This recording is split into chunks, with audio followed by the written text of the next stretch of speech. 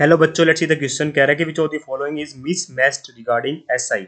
मतलब हमारी SI unit के रिगार्डिंग कह रहा है। यहाँ पे एसआई यूनिट दे रखी है, कह रहा है कि किसकी कौन सी यूनिट मैच नहीं कर रही है। सबसे पहले बात करता है बेटा सरफेस एनर्जी की। तो सरफेस एनर्जी क्या होती है बेटा? It is the potential energy of the liquid molecules that will help the molecule to remain at the surface of the liquid. तो जो हमारे सरफेस पे लिक्विड होते हैं, जो सरफेस पे बेटा मॉलिक्यूल्स होते हैं, उनको रहने में हेल्प करता है बेटा जो एनर्जी बेटा वो कहलाती है सरफेस एनर्जी। और इसको मैथमेटिकली कैसे लिखा जाता है बेटा? सरफेस एनर्जी को ये लिखा जाता है, सरफेस एनर्जी को लिखा जाता है बेटा मेरा, ऐसे बोल सकते हो आप कि अगर आप मैथमेटिकल एक्सप्रेशन देखने जाओगे तो work done upon area, work done upon area लिखा जाता है बेटा। ठीक है, और वर्क डन की यूनिट क्या होती है बेटा? मेरी जूल होती है। और एरिया की यूनिट क्या होती है बेटा? मेरी मीटर स्क्वायर होती है, जूल पर मीटर स्क्वायर आ जाएगा। तो ये बिल्कुल सही लिखी हुई है, जूल पर मीटर स्क्वायर, मतलब इसको हम टिक नहीं करेंगे क्योंकि मिसमैच्ड का है इसलिए। सरफेस टेंशन की बात करोगे तो ये क्या होता है बेटा मेरा? फोर्स अपॉन, मैथमेटिकली तो बेटा सरफेस टेंशन क्या होता है बेटा मेरा? Force upon length. तो यूनिट के हिसाब से देखोगे तो बेटा फोर्स की यूनिट न्यूटन होती है, लेंथ की यूनिट मीटर होती है, तो न्यूटन मीटर इनवर्स आ जाएगी, बिल्कुल सही लिखा हुआ है।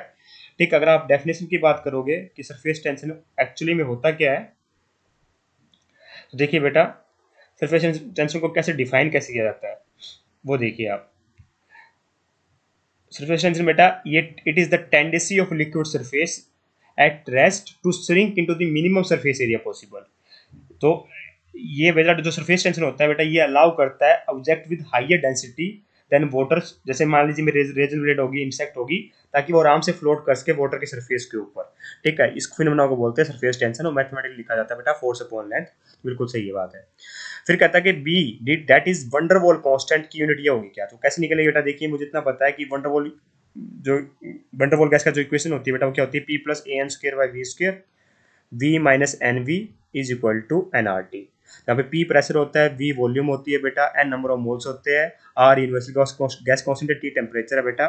हमें V की यूनिट बतानी है बेटा, इस V की, स्मॉल v की। तो हम क्या करेंगे बेटा? इसको देखेंगे तो V क्या आ जाएगा बेटा मेरा? जो यूनिट बेटा हमें पता है कि बाई यूनिटरी मेथड जो यूनिट बेटा इसकी होगी बेटा वो यूनिट एन बी की होगी। तो V की यूनिट क्या होती है बेटा मेरी? लीटर। तो लीटर की, और N क्या बेटा? मोल। तो मोल की यूनिट बेटा मोल।